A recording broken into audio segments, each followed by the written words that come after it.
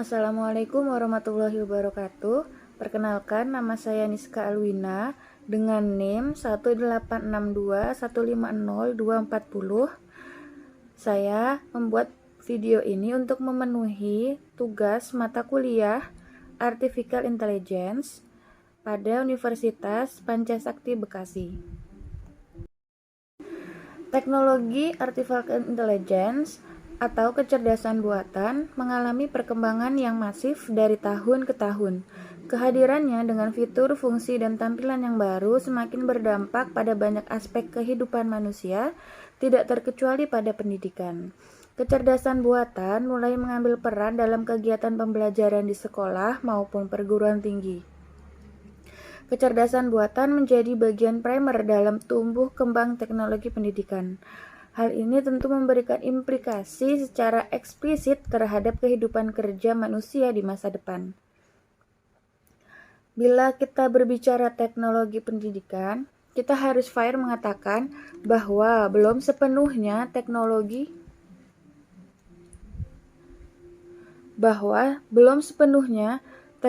ini digunakan dalam pembelajaran. Di era sekarang yang semakin kompetitif, masih terdapat lembaga pendidikan yang belum menerapkan teknologi dalam kegiatan belajar mengajarnya. Seyogyanya di sekolah, di era sekarang harus memanfaatkan lahirnya teknologi-teknologi yang memudahkan pekerjaan guru atau siswa. Sekolah bisa memanfaatkan aplikasi atau media yang dapat mengotomatiskan tugas-tugas, memberikan umpan balik, memilih materi pembelajaran yang sesuai, maupun menyelaraskan kurikulum dengan kebutuhan siswa. Teknologi kecerdasan buatan atau artificial intelligence terus berkembang dan dikembangkan oleh para ahli sehingga dapat berkembang pesat. H.A. Simon mengklaim bahwa kecerdasan buatan adalah bidang yang memungkinkan komputer melakukan tugas-tugas yang lebih unggul dari manusia. Knight and Reich setuju dengan Simon bahwa kecerdasan buatan atau AI adalah cabang ilmu komputer yang memandang upaya membangun komputer sebagai sesuatu yang dapat dilakukan manusia. Bahkan lebih baik dari itu, diciptakannya kecerdasan buatan bertujuan untuk diperkirakan AI akan digunakan untuk membuat perangkat lunak atau robot yang dapat membantu manusia dalam rutinitas sehari-hari. Diperkirakan kehadiran AI akan membuat mesin lebih pintar dari sebelumnya. Diharapkan dapat benar-benar membantu manusia dalam memecahkan masalah yang kompleks, seperti melalui pengembangan kalkulator pintar berhitung cepat. Manusia dapat merasakan berbagai manfaat yang juga dimiliki kecerdasan buatan, seperti AI tidak memihak terlepas dari penggunanya. Tanpa memperhitungkan faktor apapun, penilaian yang telah dibuat adalah benar. AI tidak dapat diubah dan tidak diubah.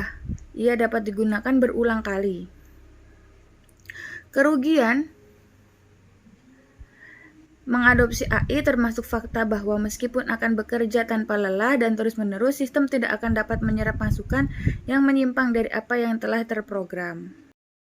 Terdapat dua pendekatan yang dapat diterapkan untuk menerapkan kecerdasan buatan di lingkungan pendidikan. Pertama, pengalihan tugas guru ke sistem yang bertindak sebagai tutor untuk setiap siswa. Adanya teknologi pintar yang menyesuaikan konten untuk tiap pembelajaran sudah digunakan secara luas di banyak ruang dalam bentuk sistem tutor cerdas. Peran alternatif AI adalah untuk menambah kecerdasan manusia dan membantu manusia dalam melakukan kegiatan pembelajaran yang efektif dan efisien. Terdapat beragam hal yang dapat dilakukan untuk menerapkan AI dalam kegiatan pembelajaran. Semakin berkembangnya zaman menuntut segala bidang termasuk pendidikan untuk beradaptasi maupun berkolaborasi untuk memecahkan masalah. Voice Assistant. Pengguna dapat belajar tanpa harus membaca berkat fitur asisten suara atau voice assistant, pengganti suara. Membaca informasi yang mengaktifkan asisten suara akan berbeda dengan proses kognisi manusia seperti penyerapan informasi dari suara. Voice assistant dijelaskan dalam satu contoh sebagai alat untuk memahami sudut pandang guru. Esai ini membahas bagaimana guru melihat integrasi teknologi asisten suara di kelas yang akan memberikan wawasan tentang pengaturan ruang kelas di masa depan. Voice assistant saat ini sedang dikembangkan untuk digunakan di berbagai perangkat teknologi dalam ruang kelas. Fitur ini mempercepat pencarian siswa terhadap materi-materi tambahan. Adanya voice assistant juga membuat kemungkinan siswa mendapatkan informasi yang transparan dan akurat. Presentation translator atau penerjemah presentasi memiliki kegunaan untuk menjelaskan atau mempresentasikan sebuah teks dari bahasa yang berbeda ke dalam bahasa yang diinginkan. Pengguna hanya perlu mendengarkan berbagai macam teks pidato, artikel, ataupun buku digital tanpa perlu membaca dan menerjemahkan satu persatu. Teknologi ini memungkinkan pengguna mendengarkan ucapan atau kalimat bahasa asing ke dalam bahasa yang mereka inginkan. Bagaimana gambar ayam?